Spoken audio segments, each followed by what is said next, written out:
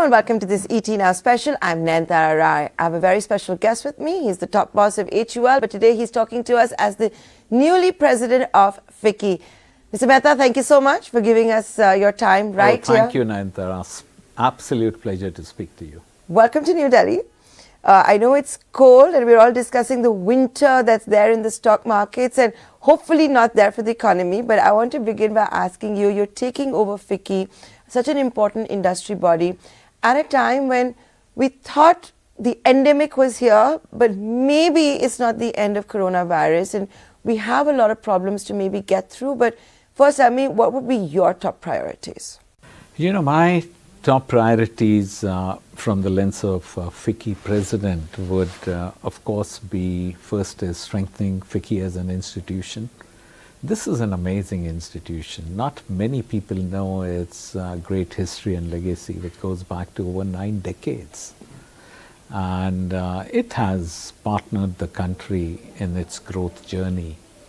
And every institution needs to be reinvented and reimagined.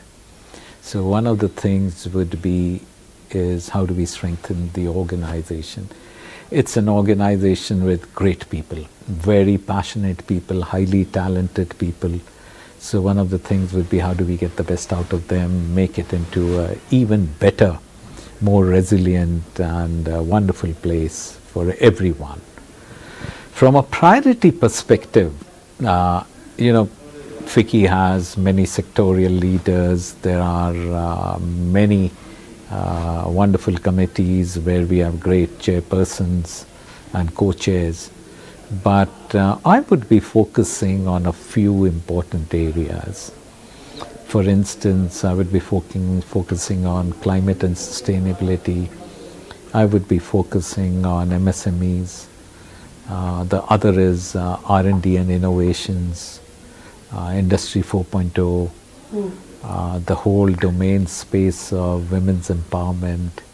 So these are some of the areas where I will personally get involved into and seeing how do we raise the game and how do we contribute to our members, because they are our most important stakeholders, and also to the country at large with a thought leadership. I'm going to personally focus on how you're going to manage time management between being HUL top boss and FICCI president, but that's a lesson that I would want to personally learn from you. No, it's going to be a challenge, not an easy task.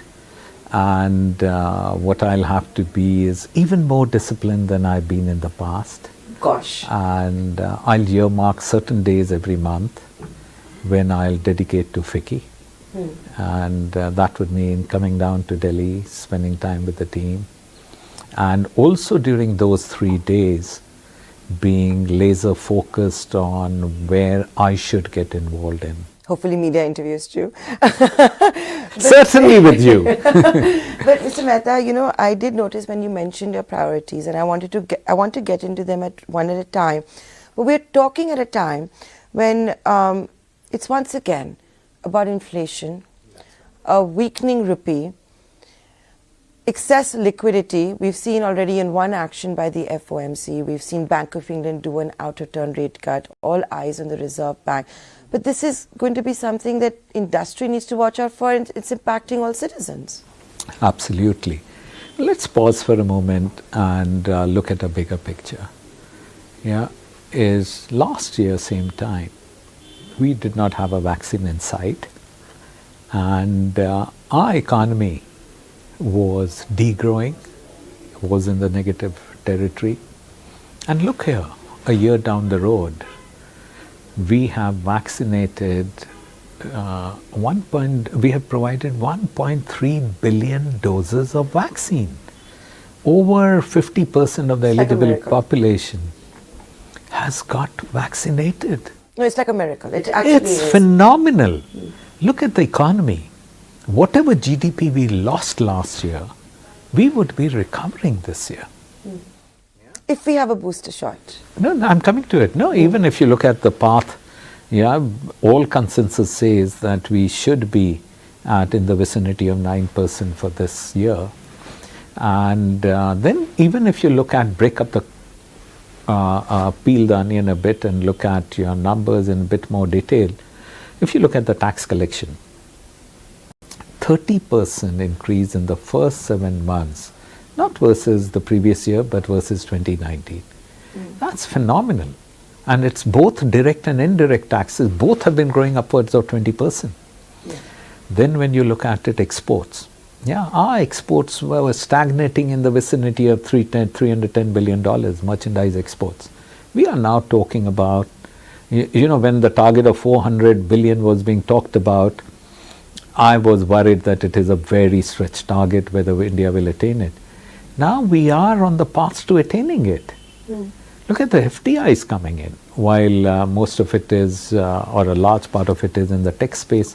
So be it. And, yeah. But so be it. You are bringing in foreign money, you're bringing in technology with it in many times, and it augurs so well for the country. So there are so many good things happening in the country.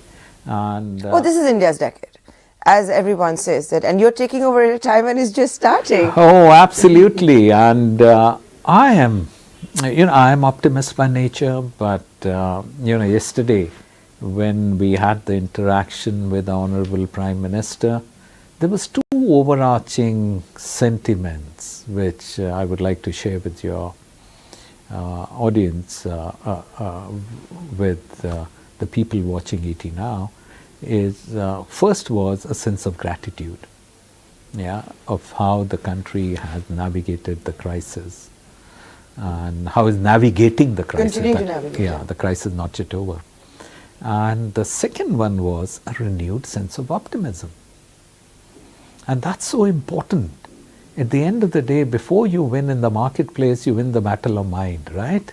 So I want to interject then. I'm sorry if I'm going to sound like a pessimist over here. Don't but worry, my job that's your is job. to be a devil's advocate. So when you say hope, optimism, are we to take it that India Inc., and you know, post your meeting with the Prime Minister, there is a plan of action when it comes to inflation, because it does seem to be structural, not transient. No, I'll give you my perspective. Yeah, is the inflation first is it's not just India. Yeah, it's across global, the and world. it seems to be structural. Yeah? No, if you look at it, it's not been demand driven. Yeah, the economy had shrunk last year, the global economy. So it can't be massive demand which has resulted in this kind of. In many ways, I believe it has been driven by supply side constraints, and to some extent also it is speculative. Yeah, and if the supply side constraints get unlocked, debottlenecked, by mid of next year we should see some tapering of inflation, and that would augur well for the country. I don't think at this stage one can conclude with a high degree of probability that it is a systemic inflation which is taking place. I don't think there is evidence to corroborate that view. So if that inflation starts tapering down, and you know, all of us know that that inflation hurts the poor more than the rich. Yeah. And we are a country where the average is $2,000 per capita GDP, so it is highly, you know, the poor people have a very small part of the total wealth or consumption or income. It is in their interest that the inflation gets reined in. Absolutely. Yeah. Because a lot of the recovery we've seen has also been, and you know, I know it's a phrase that many people don't like, but I'm just doing it because everyone understands it, because of the recovery and the demand we saw in Bharat. The rural-led growth that we saw No, beginning last but year. let me explain the rural-led growth, because it's important to understand what led to rural-led growth also. You will agree that rural had slowed down in 2019. Yeah, towards the end of 2019, as the calendar year was coming to a close, we were seeing the rural growth really come down. And over the last 2 years, during the pandemic period, or the 7 quarters, the rural growth has been pretty resilient. Last few months, we have seen the growth taper a bit when you look at data like Nielsen. And but if you were to look at 2-year period, Yeah. it's still very robust. So there would be the base effect of last year where the growth of rural was very robust when you look at this quarter. So it's still too early to see whether there is a structural slowdown happening in rural India. But then you need to ask yourself what made it resilient. And first is the impact of the pandemic was not as severe on the mobility aspect in rural India as compared to urban India. The second was the government interventions. Yeah, just imagine the country has provided food grains, free food grains, to crores of families. Correct. Over a long period of time. Yeah. The second was direct transfer of money. Then also our harvests were good. The MSPs went up. And during times of crisis, one of the major obligation on the nation and for the people of the country is look after the less fortunate one. Yeah. So I think we have done an amazing job.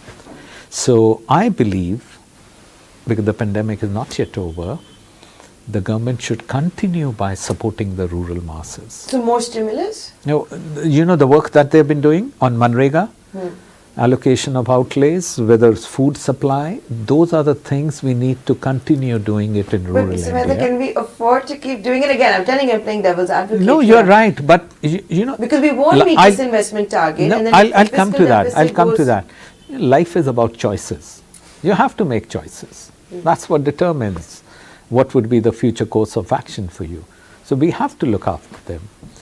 And I think if we do that, then with another good harvest, we should start seeing the momentum come back.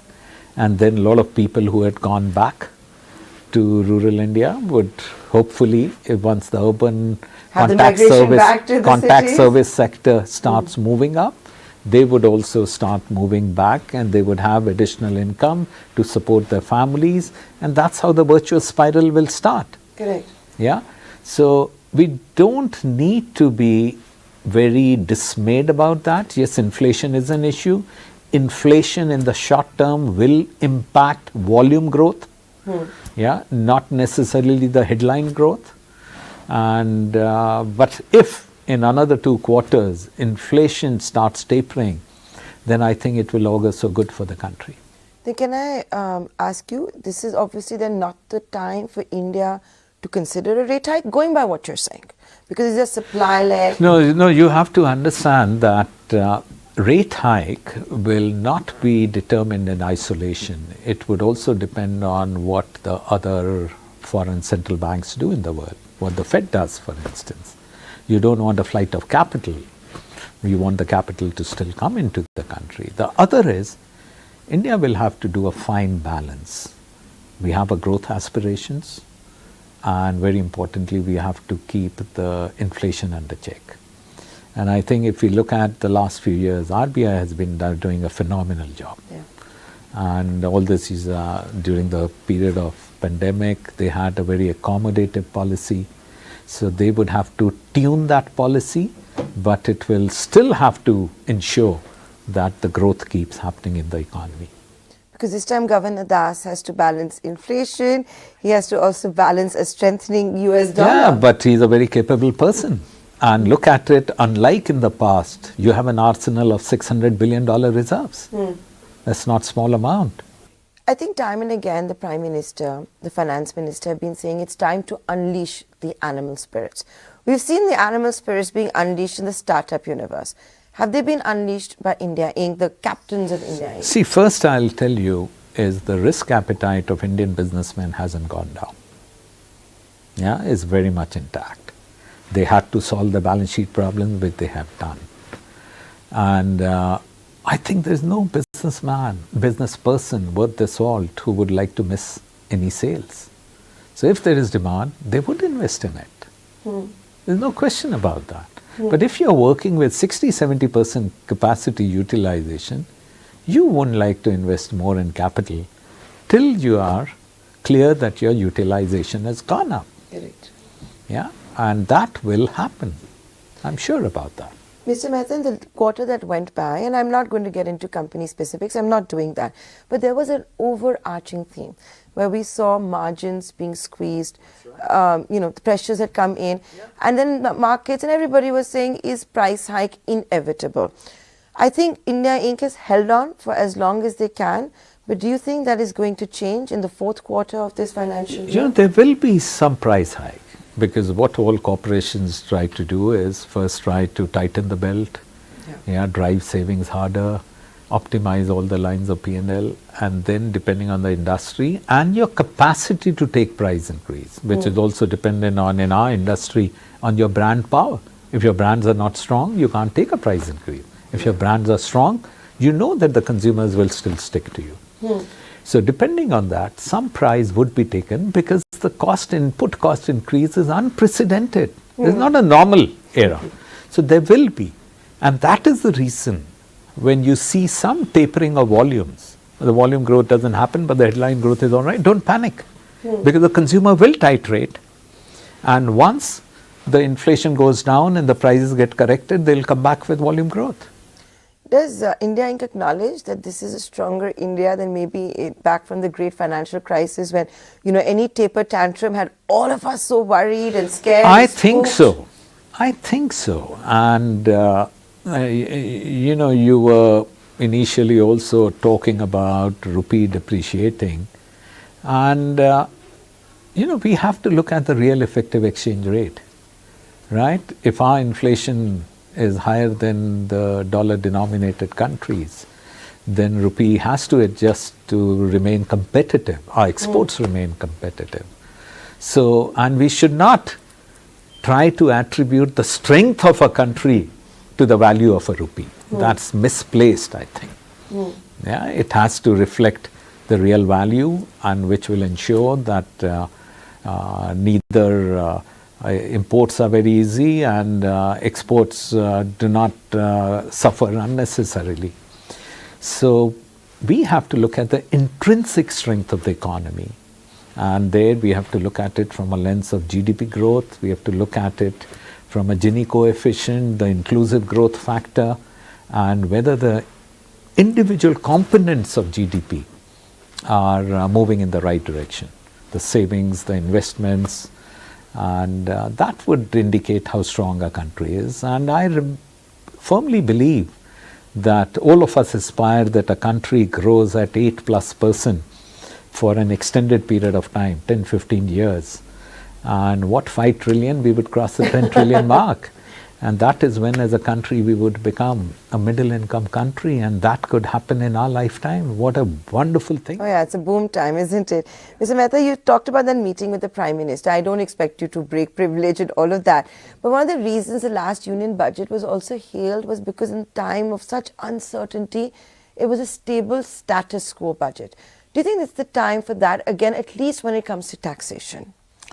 Last year was a very tough year for the country. When Madam Finance Minister must have been working on budget, the unenviable task. She must have been getting sleepless nights, but she did a phenomenal job, and it was unanimously acclaimed as one of the best budgets we have seen. And now her task is to build on that budget. And one of the things that we as a business we always crave for is certainty of and tax policy and continuity of policies. And I see no reason why that will not happen. Because this is not the time to raise taxes, I would imagine. I don't think, if they didn't do it last year, why will they do it this year when the tax collections have gone up? Yeah. And government is absolutely conscious of the fact that we need to spur growth in the country. So is that India Inc.'s main budget wish list? Keep continuity, status quo? Because there's also government that announces things outside a budget. Oh, absolutely. One is the days when all of us used to look with bated breath to budget. Those are gone. Because changes, reforms keep happening throughout the year, and you don't need to wait just for the budget to unveil everything. Second is with certainty of taxes. Even that has gone away now. And I think what will we be looking at is what would be government's estimate of revenues, what would be the government's allocation of resources. Disinvestment? And I think disinvestment, I believe that once Air India is complete, it will be a catalyst for more disinvestments to happen. Correct. And it will be fabulous for the country. That's Air India going expectation. through. Yeah, and it's all lined up now. So it should happen. And if it's a smooth divestment, which I believe it will, and then we could have more disinvestments in the offing. And that would be good. And then the government should rightfully keep spending on infrastructure, which is so much required, which also has a multiplier effect. And I would also say that keep your eyes firmly on the demand and see what you could do to alleviate the hardship of the poor people. So Mehta, I'm going to touch on 2 points that you talked about very quickly. One of them is supply constraints. Is that behind us? See, supply constraints, again, different things that have impacted different countries. Right, from like, container shortage to the semiconductor, because you talk to everybody. Yeah, or in the US, Yeah. the labor shortage. And why the labor shortage is there? Because so much of stimulus money has been given. Yeah. So people have got the money, There's they an don't want to interesting work. article that people are leaving their jobs to start crypto startups. Yeah, so there are different factors. But I think this has happened during this period. As governments also rein in their stimulus package, there would be a move towards a normalcy. Yeah, and of course, all businesses would be looking at debottlenecking and ensuring that the supply chain keeps running. So there would be, I'm absolutely certain, there would be an element of certainly a correction happening on the supply side. The other point that you touched upon was on sustainability and green. We have seen what has happened this year, whether it is with ESG, the high opportunity cost. How can India seize the moment? Yes, that's such a good question. India, we have growth aspirations, high aspirations, but at the same time, as a country or as a world or as a planet, we cannot afford the per capita greenhouse gas of the Western world. So we will have to do it in tandem. We will have to grow, but we will also have to reduce our environment footprints. That's a challenge, but that's going also beyond Paris. But that's also massive opportunity. Our Prime Minister Modi has made certain commitments in Glasgow, and if you look at Paris, India is one of the few countries which is on track to deliver on its commitment. Yeah, but a lot more is to be done, and that's where R&D and innovations again come in.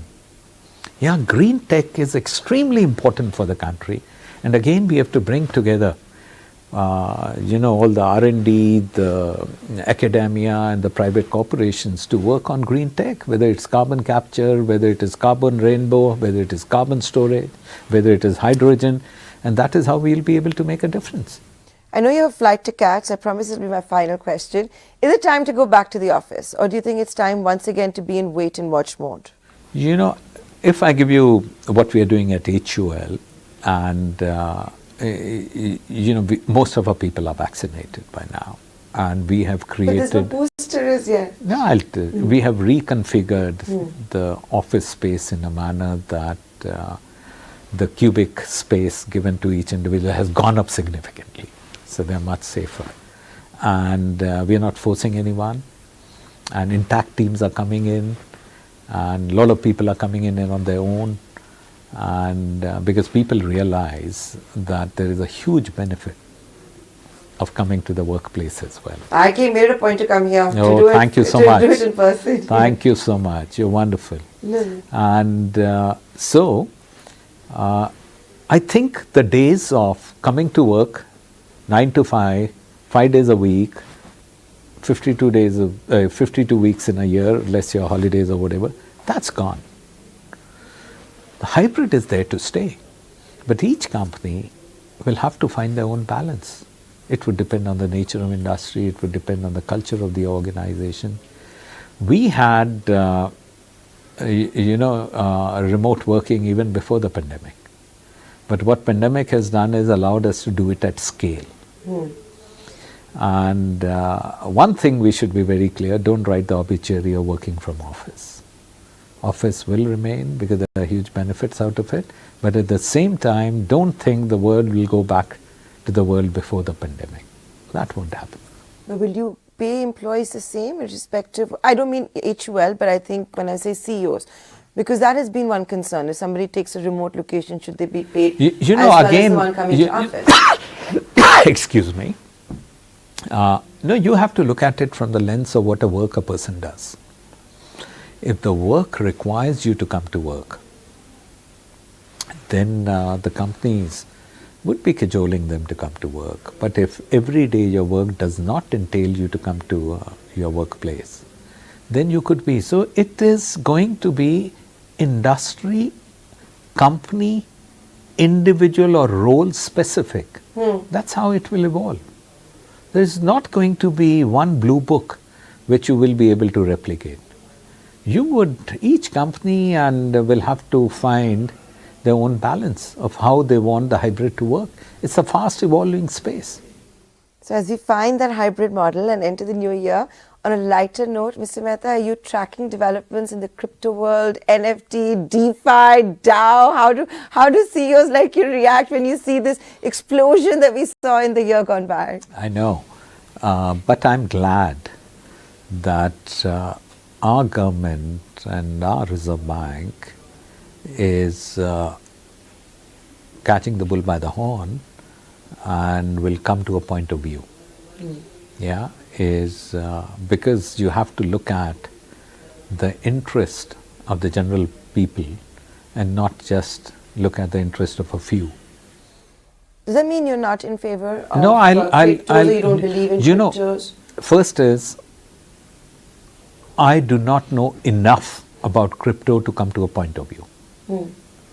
I would therefore rely on my central bank and my government to come to a point of view which will be in the interest of the nation.